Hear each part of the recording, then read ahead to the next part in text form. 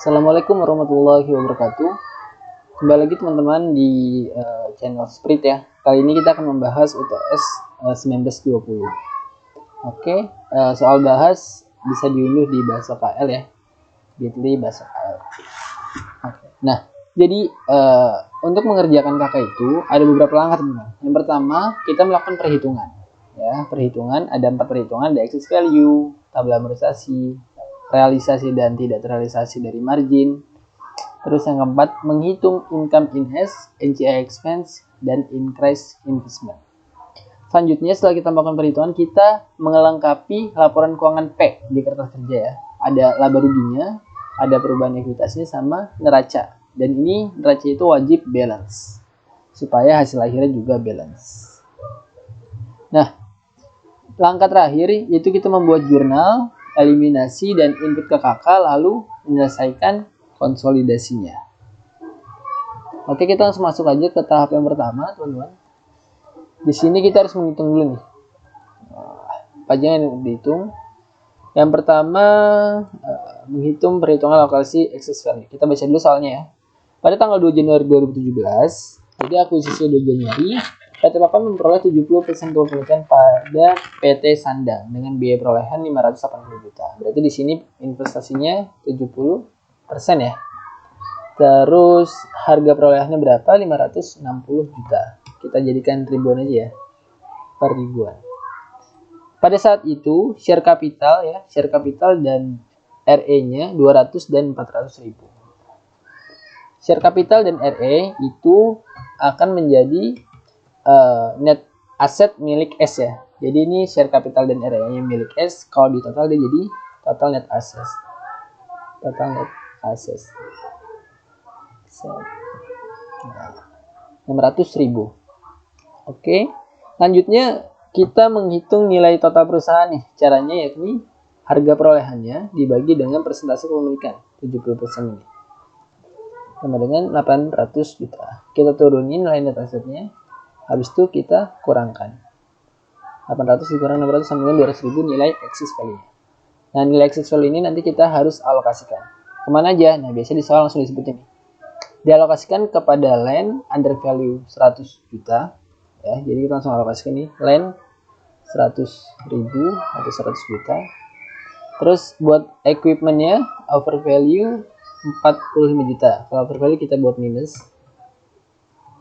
Dan terakhir buat bonds payable-nya over value 100 juta. Nah, untuk bonds payable karena dia kebalikan dari aset ya. Jadi saat dia over value itu dia kita plus. Ini ya. Sisanya ke goodwill. 200 juta dikurangin dengan 100 dikurangin 100 tambah 45.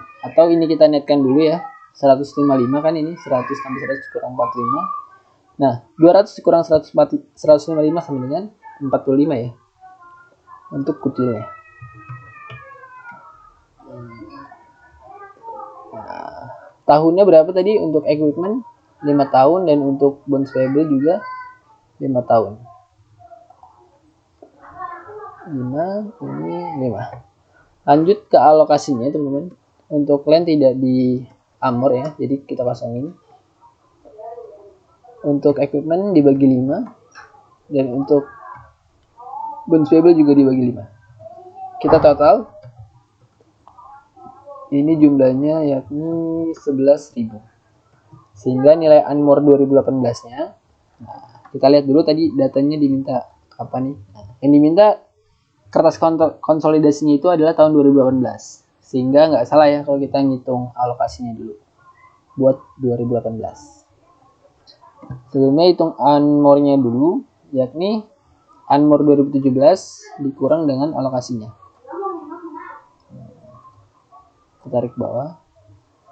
Nah, ini ya total, sehingga Anmornya itu yang terbaru buat 2018 cuma 189. Atau cara cepatnya 200 dikurang 11 juta. Amornya berapa? Nah, amor itu biasanya sama ya untuk setiap tahun. Kecuali kalau ada inventory, biasanya terjual di tahun selanjutnya itu baru berbeda. Kebetulan di sini cuma ada penyusunan dari equipment dan amortasi bonds payable. Ini bisa. Oke, ini udah pertama perhitungan excess value. Kedua maksudnya. Lanjut ke perhitungan yang ketiga. Dan ini menentukan nilai realisasi dari margin serta tidak terrealisasinya. Nah, selanjutnya informasi yang berhasil diperoleh adalah sebagai berikut.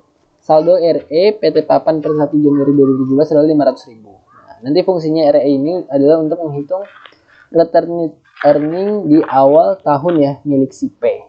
Nah, kita tulis dulu di sini 500.000 REP 1 Januari 2017 atau REP saat akuisisi. Nomor 2, selama tahun 2017 P diasumsikan tidak mengumumkan dividen. Oke. Ini bisa diabaikan dulu ya. Nomor 3, pada tahun 2017 PT Sandang melaporkan laba bersih 60 juta dan membayar dividen 10 juta. Nah, sekarang ini datanya si S nih. Ini bisa kita langsung ringkas ya. Di perhitungan income from S-nya dan perhitungan NCI expense ya. Jadi ini ya format untuk perhitungannya. Ada net income ditambah atau dikurang amortisasi, ditambah dari realisasi inventory tahun lalu, dikurang tidak terrealisasinya transaksi upstream, terus ditambah lagi yang realisasi dan dikurang unrealisasi dari downstream, gitu ya. Jadi kemungkinan cuma ada 4 ini. Pertama net income-nya tadi berapa? 60.000. Lanjut, dividennya taruh bawah, kita kasih minus 10.000.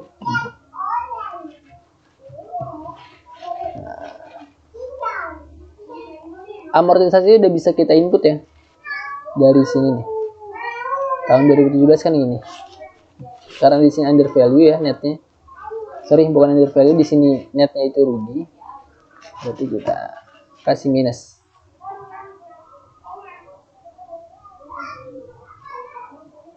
Oke, lanjut ke poin 4. Nah, ini disebutkan PT Sandang menjual seluruh inventorinya kepada PT Papan dengan harga sebesar 150% dari costnya. Oke, kita telah ya coba. PT Sandang menjual seluruh inventorinya. Artinya seluruh sales yang ada di sini ya merupakan transaksi upstream semua. Jadi perlu kita eliminasi nih 800.000-nya nanti.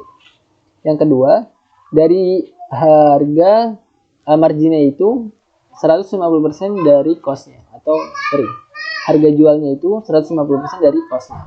Jadi marginnya itu 50% dari costnya ya. Harga jualnya 150% dari cost, margin 50% dari costnya. Nah, ini ya. Kalau dasarnya COGS, nah jadi yang menjadi dasar itu biasanya yang patokan 100-nya.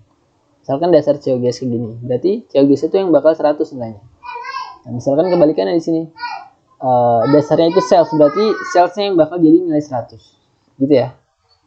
Coba kita hitung dulu berapa unrealized-nya. Nah, jadi teman-teman, untuk menghitung realized dan unrealized itu kita fokusnya enaknya di sisa persediaan aja. 2017 sisa persediaannya itu berapa tadi? 60.000 dan 2018 itu 45.000. Kita fokus ke sini aja, sisa persediaan akhir. Oke. Nah, untuk menghitung unrealized-nya caranya yakni seperti ini.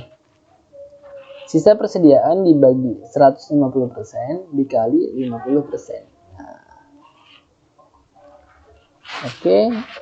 Ini dibagi 150% dikali dengan 20%.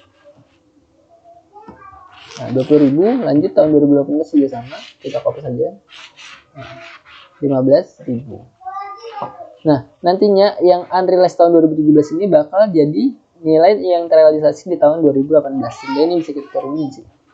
Nah, ini udah ringkasan datanya ya.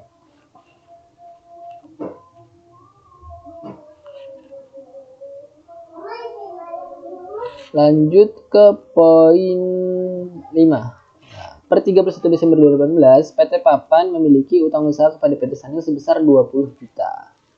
Nah, yang merupakan saldo utang usaha yang berasal dari pembelian inventory tahun 2018. Nah, jadi di sini adalah transaksi antara induk dan anak ya. dia meminjam nih PT Sandang kepada, bukan meminjam, dia memiliki utang usaha kepada PT Sandang sebesar 20 juta, sehingga kita perlu eliminasi nih jurnalnya itu. Langsung aja AP di debit, utang di debit ya, piutang di kredit sebesar 20 juta. Ini disebut eliminasi APAR. Oke, kita langsung mengerjakan ya. Instruksinya boleh menggunakan equity method dan cost method. Nah, saat ini kita coba gunakan equity method dulu ya. Sebelumnya kita lengkapi dulu perhitungannya, income from S dan NCI expense nya, serta perhitungan di tahun 2017 dan 2018 nya.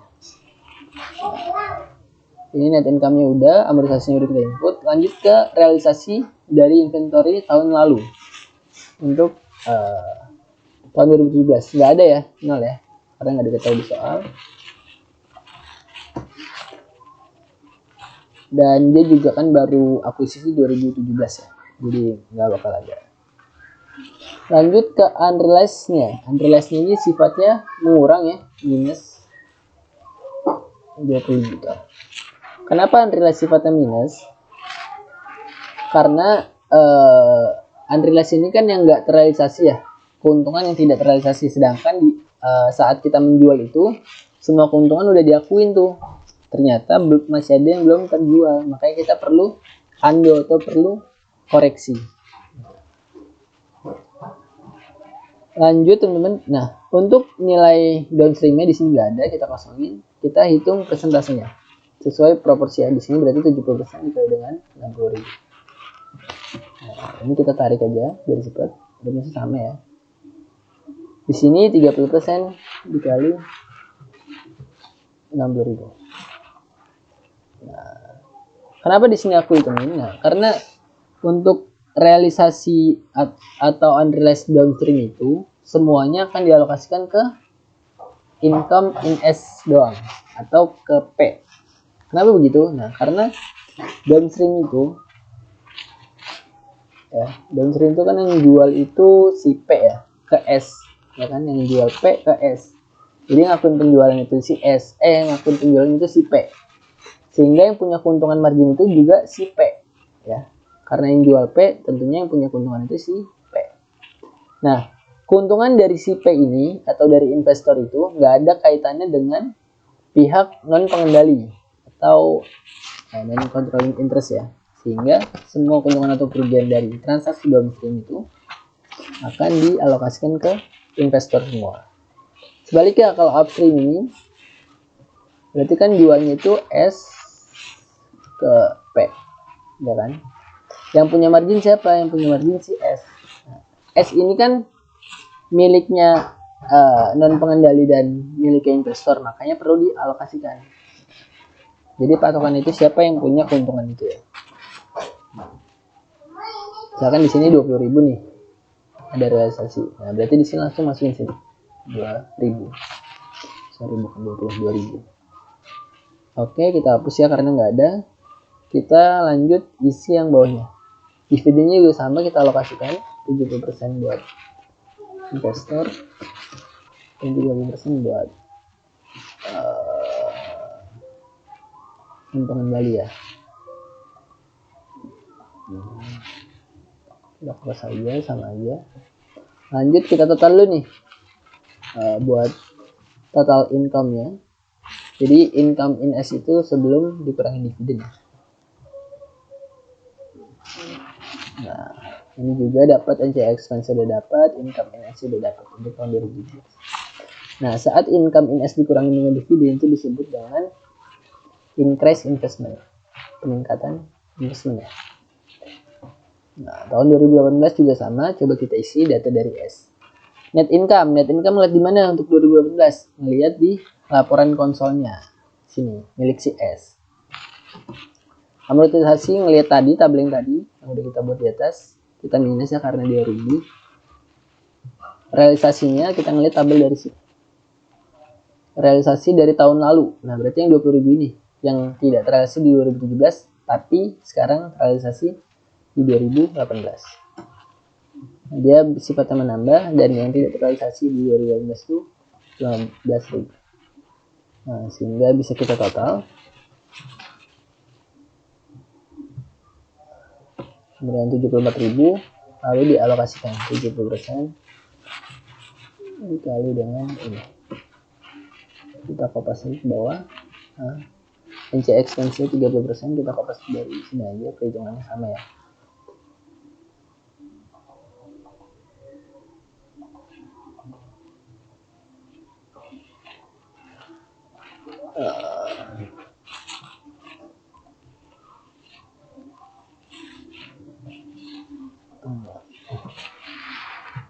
Ini kok nolnya beda sendiri.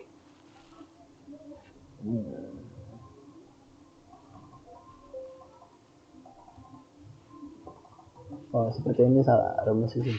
70 doang. Terus 70% ya. Nah, sip. Kita totalnya juga teman-teman.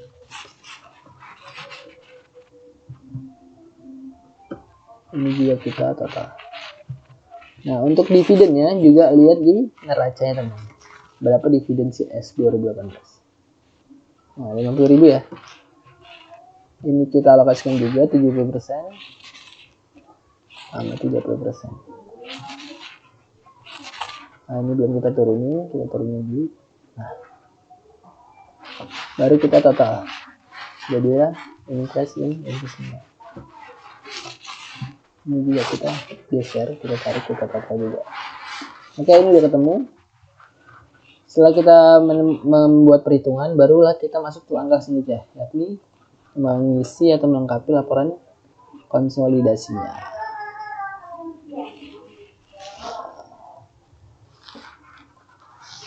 Oke, coba kita buat ya. Yang pertama, income from S-nya.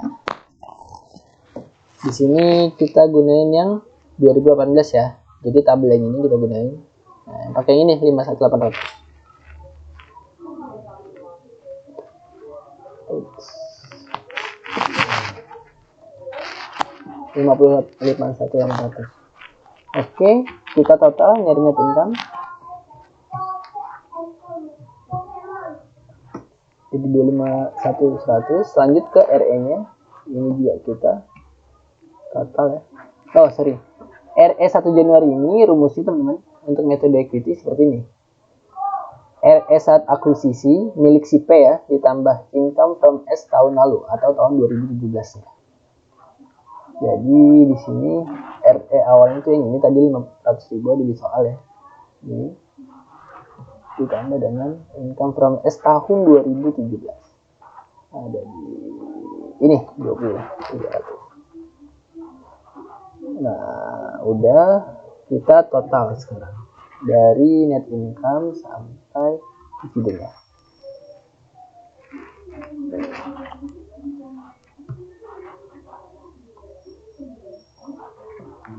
Kemudian 672.100. Nah, lanjut ya. Nah, seperti pada umumnya kan di sini ada 3 laporan ya. Ada laporan laba rugi, laporan perubahan modal, sama laporan neraca yang ini di bawah. Nah, RE di laporan perubahan modal ya, RE akhir itu bakal kita masukin ke neraca. Di sini RE neraca akhir. Nah, sebesar 672.100. Ini kita sum. Kita cari total pasifanya dengan 173.500. Lanjut, apa yang bisa kita cari lagi nih? Kas nggak bisa ya, belum bisa. Nah, equity investment rumusnya apa? Untuk metode equity. Nah, rumusnya ini. Invest saat akuisisi tadi 560 ditambah increase investment tahun pertama dan tahun kedua atau tahun 2017 dan 2018. Berarti di sini ya ini 560 ditambah dengan increase investment yang ini 2017 13.300 sama yang 2018. Nah, sehingga totalnya adalah 590.100. Lanjut, nah karena di sini kasnya masih rumbang teman-teman, jadi yang kita cari itu total aset dulu. Total aset itu dari mana? Total aset itu kan sama dengan total pasifa ya. Jadi ini bisa kita taikin, sehingga kasnya di sini adalah selisihnya dari total aset dikurang dengan total dari neraca sampai goodwill, yakni 55.000. Oke, ini udah balance ya, angka ini juga udah bulat. Langkah selanjutnya kita membuat jurnal dan melakukan eliminasi. Jurnal apa aja ini udah kenalin juga. Yang pertama ada penjualan upstream. Nah, penjualan upstream ini dapat dari mana teman? Ini dapat dari tadi yang ini di konsol ini 800.000. Jadi semua penjualan S itu dijual atau ditujukan kepada si P, si investor. Nah, sehingga ini semuanya itu transaksi upstream 600.000. Lanjut ke menjurnal unrealized tahun berjalannya. Jurnalnya seperti ini ya, COGS pada inventory. Jadi sifatnya membebankan. Sebesar berapa di 2018? Kita ambil data dari sini. Yang ini nih, unrealized tahun 2018.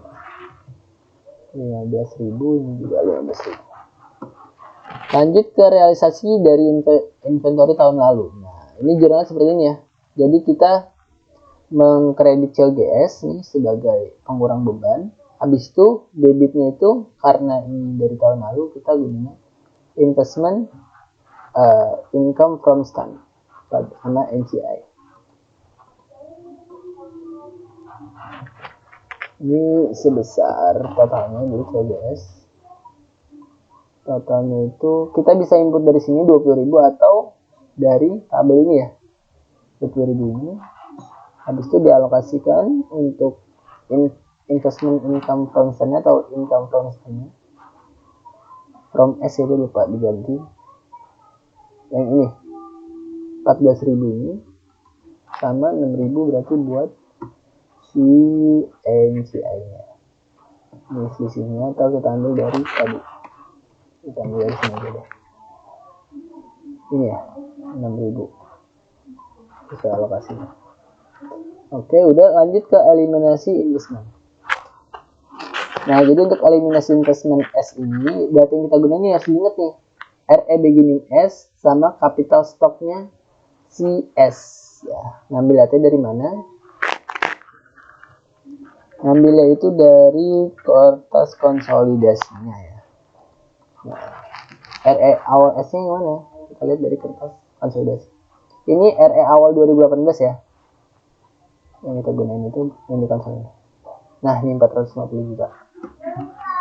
Terus untuk capital stocknya kita gunain juga yang di kertas kerja. Nah, karena di sini nggak ada penyebutan penerbitan saham baru ya, jadi diasumsikan di akhir tahun 2018 itu sama kayak di awal tahun. Ya, jadi sebesar 200.000. Di akhir tahun sama dengan awal tahun. Lanjut ke unmore-nya. Unmore-nya kita ambil data dari mana? Dari sini. Ini ya.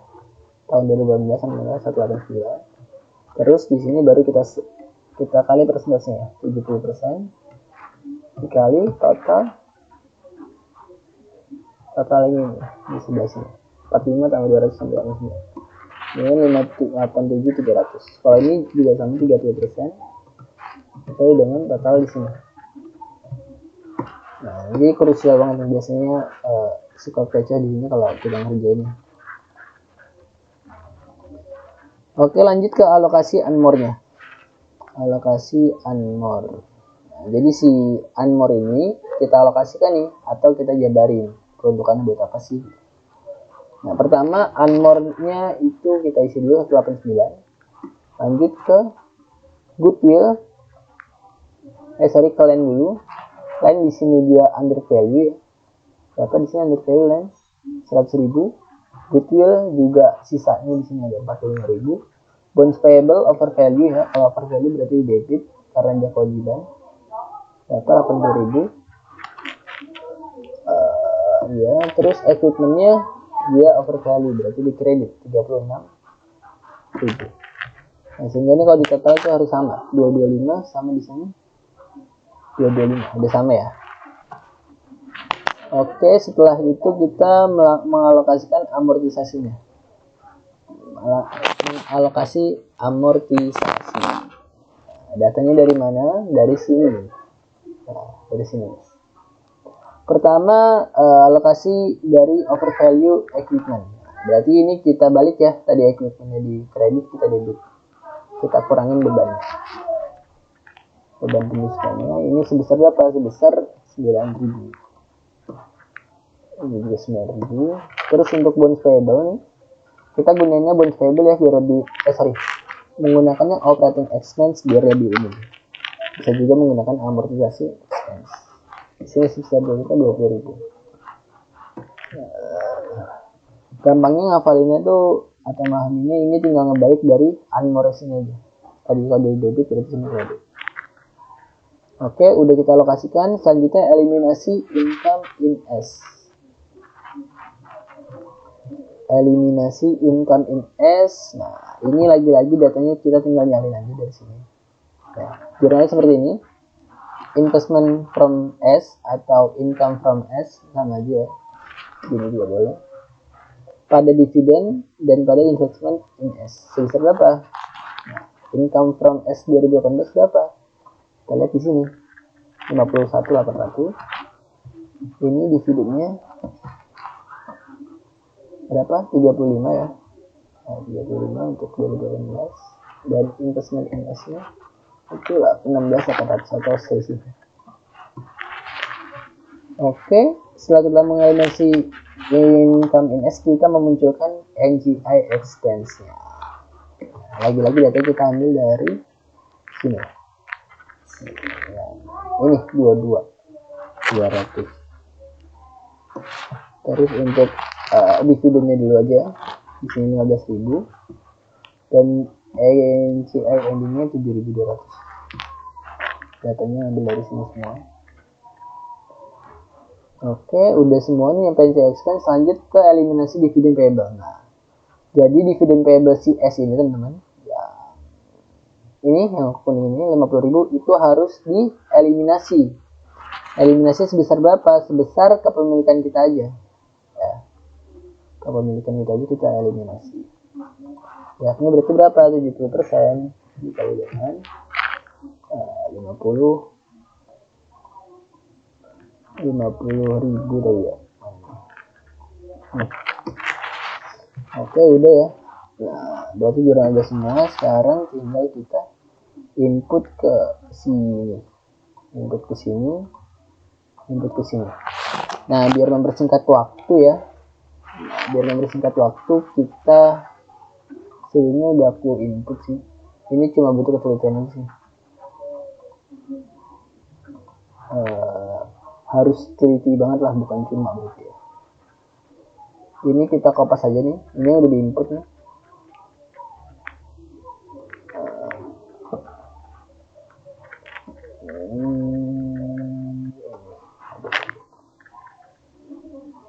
Ini kita total dulu. Udah sama belum?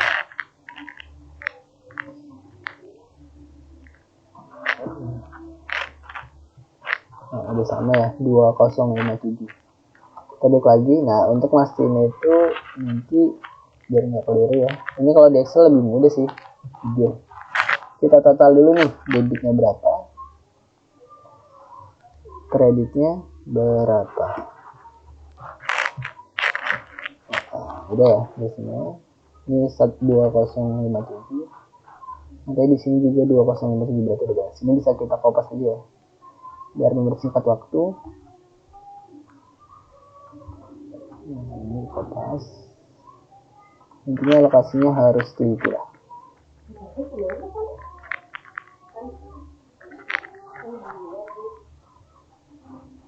Oke, udah kita kopas semua ya. Ini kurang lebih udah sama. Nah, coba kita ilustrasikan satu aja, misalkan dari jurnalnya ya. Misalkan sales ini nih 800.000. Jadi kita tinggal masukin ke sebelah sini 800.000. Nah, sini ya 800.000. Terus tadi pasangannya kan COGS di kredit. Berarti sini ada COGS di kredit 800.000. Nah, begini ya. 800.000 di sini. Seperti itu satu-satu harus teliti. Nah biasanya biar gampang yang mengecek balance atau enggaknya, ini di total lagi di bawah. Coba kita sum total yang udah kita input di sini harus balance kiri kanan, baru nanti hasil kita kasih balance. Nah udah balance ya, kita masuk ke perhitungan consolidated. Nah lihat saldo normal ya. Untuk saldo normal kredit berarti kredit ditambah kredit dikurang debit ditambah kredit, seperti itu.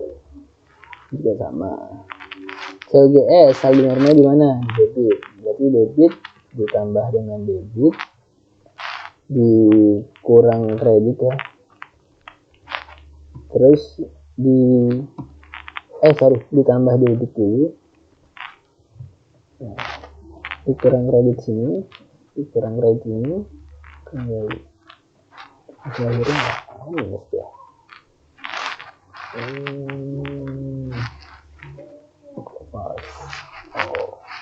Ini dividen juga, ini dividen enggak ya, nggak termasuk. Jadi kita hitung ulang. Oh ternyata ada sama dengan di sini. Yang 9.000 ini nggak masuk karena dia milik depreciation expense ya. Jadi cuma 800 sama 20.000 ya kredit. Nah, total 415. Nah ini kayaknya ada yang coba kita periksa dulu ya. Ini minus, ini debit harus di minus, berarti minus. Nah ini plus biar supaya minus berkurang. Nah baru 445. Lanjut depreciation expense di sebelah debit,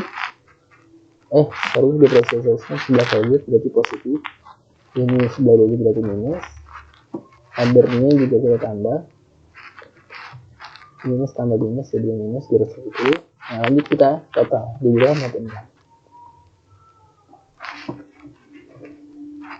Lanjut NC expense debit kita minus, berarti consolidate net income nya kita total dari 74 ditambah dengan 22 kemudian 251.800. Oke. Selanjutnya nilai RE nya. Nah ini kredit ya, tambah kredit dikurang debit ditambah kredit kalau ada nggak 520 300. Dividennya debit ditambah debit tambah debit dikurang kredit. Nah kurangnya di sini kita plus ya, karena saldonya di sini minus, di sini plus. Jadi kalau ditambah dia murah. Masih nggak sama, harus sama dengan 100.000 ya. Ini kurang 15.000 ternyata. Oke. Ini kita total sum dari consolidate nyampe dividen ini adalah RE nya, RE per 31 Desember 2018 672 100 udah sama dengan sini. Nah lanjut ke neracanya. Jadi di sini debit tambah debit dikurang kredit. Kita sum nyampe bagian asetnya aja. Ini berarti ya kecil. Habis itu total asetnya kita sum lagi. Sini kemudian 2193 terus akan payable-nya berarti di sini kredit tambah kredit kurang debit tambah kredit. Kita tarik sini terus juga tarik yang bawah sini expense. Oh ini kita hitung aja sendiri. Dia normalnya di kredit ya, berarti kredit ditambah dikurang debit ditambah kredit ditambah kredit dengan 252.900. Nah, lanjut teman-teman. Nah, total di sini lagi-lagi kita turunin ke bawah sini. 672.100 ini kita turunin. Nah, baru kita total pasifannya berapa. dari 21 nyampe 2 ini 2192. Oke ya, ini udah balance untuk metode equity. Selanjutnya untuk metode costnya. Nah, jadi kita ubah nih neraca di sini menjadi metode cost. Bagaimana ya? Nah, kebetulan ini sama. Kita mau pakai mana ya? Ini aja. Kita ubah namanya jadi cost method. Nah, cost method 2. Karena di sini ada yang udah jadi. Oke, bagaimana cara merubahnya? Atau apa aja sih perbedaannya? Oke, yang pertama, kalau kita mau mengubah metode atau menggunakan metode cost, yang pertama yang pasti beda itu ada di sini, tanda merah ya. Nah, di investment ya, ini kita ganti jadi dividen revenue. Oke, yang kedua ada di RS ini perhitungan rumusnya beda, sama yang ketiga ada di equity investment ini rumusnya beda. Nah, tapi nggak bisa ganti namanya. Pertama dividen revenue itu rumusnya apa untuk tahun berjalan? Nah, di persentase kepemilikan dikali dividen S tahun berjalan. Berarti di sini tadi ya, ini. Di sini tadi kepemilikan berapa 70% dikali dengan dividen. Dividen itu kita bisa kali ini atau kita bisa langsung ambil data dari sini. Nah, langsung dari dividen 35.000 ini. Bebas mau gimana caranya?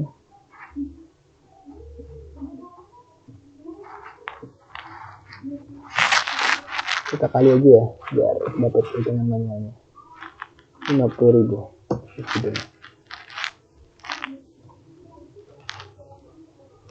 Nah, jadi 35.000. Lanjut ke perhitungan ini sama net income tinggal di total RE nya. RE menggunakan metode equity. Rumusnya apa di sini bisa dilihat ya. RE induknya. Nah, sama dengan RE tahun akuisisi dikali persentase dividen tahun berjalan. Tahun lalu, sorry bukan tahun berjalan. Tahun lalu. Ini ya rumusnya. RE tahun akuisisi ditambah persentase dividen tahun lalu. Nah, itu yang mana?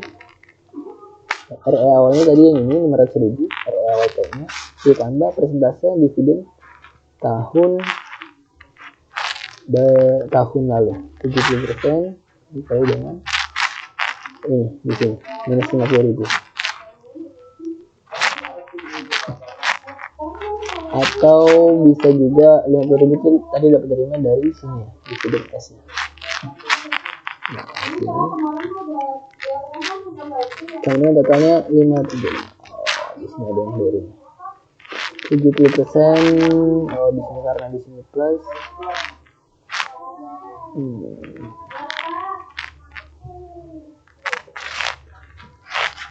Sebentar. Dividen tahun lalu, sorry, 50.000 ini kan tahun berjalan. Kita salah kali ya. Jadi yang benar itu yang tahun lalu itu yang ini minus 10.000 atau 10.000. Nah, di sini 507. Ini kita total RE nya sama di sini. Lanjut ke perhitungan yang di sini equity investment. Nah, rumusnya apa equity investment metode cost? Nah, rumusnya ini ya, tidak meningkat. Jadi tetap pas kayak awal kita akuisisi berapa 560.000. Sehingga di sini udah balance dan kasih tetap 50.000. Tadi cara yang sama ya, tinggal di total dulu sini. Oh iya, ini turunin dulu 642 di sini, turunin di sini, terus ini di total. Jadi 1705 jadi total aset, baru nyari kasnya. Nah, itu perbedaannya ya, ada 3 nih. Diperhatikan atau dipahami. Lanjut ke perbedaan jurnalnya. Apa aja perbedaannya? Nah, coba kita ambil dari sini aja. Ini udah jadi. dari mulai mana nih? Realisasi tahun lalu ya. Kita ambil dari sini aja biar cepat. Nah, sini. Nah, jadi teman-teman, perbedaan-perbedaannya ini ya. Di sini metode cost yang kuning ini berarti beda. Yang nggak aku tulis ini berarti ini udah sama semua antara metode equity atau cost. Nah, yang beda itu di sini-sini. Yang pertama dari mulai bawah aja dulu nih. Kalau metode cost itu ada yang namanya update investment. Nah, update investment itu rumusnya apa? Coba kita hitung ya. Kita lihat dulu rumusnya sebelah sini. Nah, rumusnya itu perubahan RE ditambah atau dikurang amortisasi. Nah, amortisasinya tahun kapan nih? Tahun lalu. Perubahan RE itu maksudnya apa? Perubahan RE itu maksudnya RE tahun awal tahun berjalan dikurang dengan RE saat akuisisi. Nah, berarti RE awal tahun 2018 dikurang RE saat awal akuisisi itu 2017. Oke, tadi rumusnya ya. Seperti itu. Nah, ada presentasinya enggak tadi? Ada presentasinya ya, presentasi kepemilikan.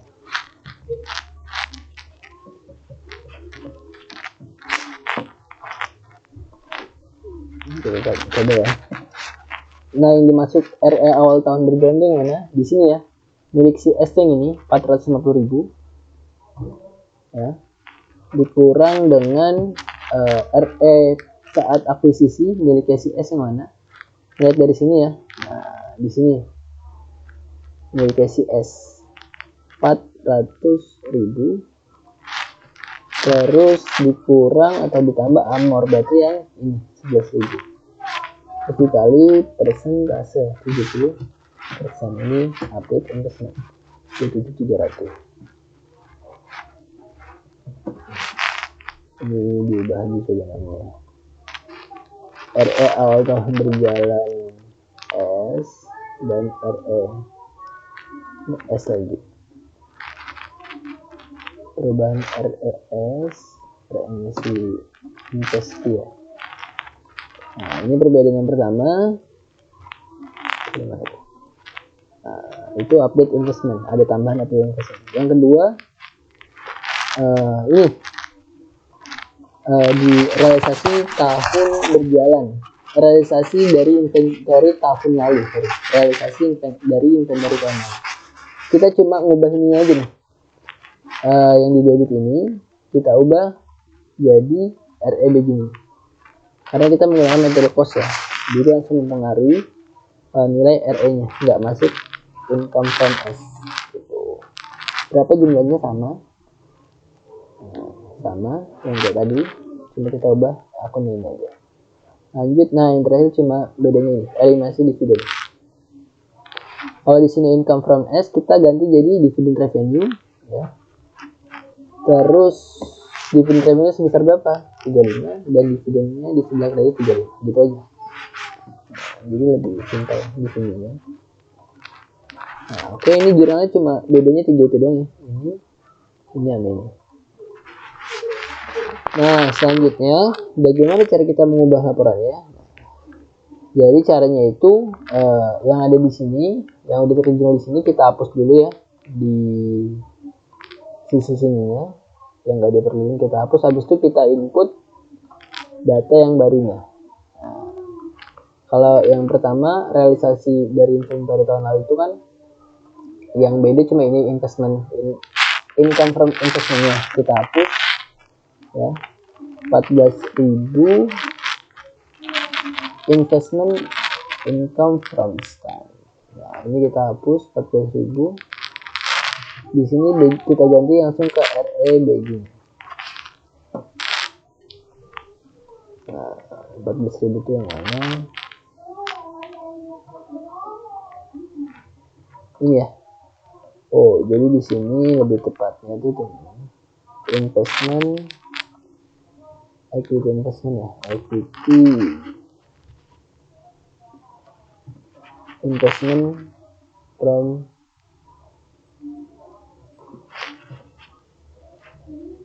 S ini aja ya, jadi bukan income in S tapi investment equity investment S. Ini juga berarti kita ubah tadi yang ada di sini biar lebih tepat ya. Nah, jadi ini nanti di inputnya dia ke equity-nya langsung di persidangan sebelah sini nih, equity-nya di sebelah debit 14.000 ya. Oke, kita lanjut. Dan tadi udah kita eliminasi belum? Bukan, udah kita hapuskan belum? Nah, ini kita hapus dulu poin C. Nah, kita ubah tadi ke RE begini ya. Jadi kita ubah ke sebelah sini. C, RE begini sebesar 14.000. Nah, gitu ya caranya, biar nanti hasilnya tetap balance. Satu-satu kita ubah. Lanjut yang di eliminasi dividen, kita eliminasi income from stand-nya 51800 sama investment in S-nya. Nah, terus kita memasukin dividen revenue 3.000. Kita hapus dulu income from stand-nya.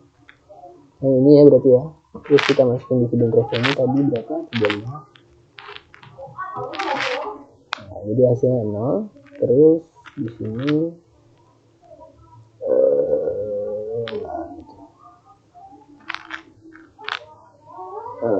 apa tadi yang kita hapus? Nah, ini investment in S nya, equity investment in S nya 16.800. Nah, itu yang ini koinnya kita hapus. Nah, cukup ya berarti. Selanjutnya terakhir ini update investmentnya tinggal kita input di investment in S 2700, di RE nya 2700. RE nya, nah RE di sini RE begini biar jelas 2700. Pertama investment in S nya di sini 2700, 27300. Nah, jadi di sini hasilnya 0 sama di sini udah project 27300. Nah, di sini tadi belum diubah nih, ini di kurang 14.000. Nah, sehingga hasilnya bakal sama ya. Udah beres. Gitu ya cara ubahnya. Apa perbedaan-perbedaannya? Tinggal nih, di sini ada 3 dividen revenue, terus rumus di sini sama equity investmentnya, sama di jurnalnya ada 3 perbedaan ini. Oke, ini belum selesai ya, sebentar lagi coba kita lihat ke variasi soalnya. Aku post dulu ya. Oke, sekarang kita lanjut ke variasi soalnya. Tadi udah kita bahas lengkap. Sekarang variasi soalnya itu kalau di sini ada ini sewa. Ini aja permintaannya gimana di soal. Coba kita baca. Nah, di sini pada 1 Juli 2016 S menyewa gedung milik P seharga 80 juta untuk 1 tahun. Nah, jadi di sini dia nyewanya itu dari 1 Juli 2016, sedangkan konsolnya itu adalah 31 Desember 2016. Jadi di sini ada 6/12 yang udah menjadi beban, ada 6/12 yang masih menjadi prepaid. Nah, ini tinggal kita eliminasi aja. Kita pasangkan rent income sama rent expense sebesar ini 6/12 dikali 80.000. Terus unearned juga sama. Unearned pasangannya prepaid rent. Nah, jadi kita eliminasi. Itu buat variasi pertama. Coba kita lihat di 18-19 ya. Ada perbedaan apa?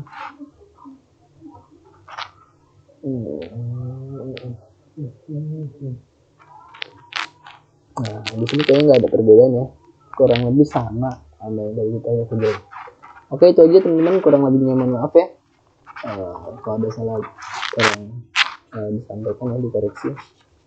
Oke, kurang lebih mohon maaf. Wassalamualaikum warahmatullahi wabarakatuh.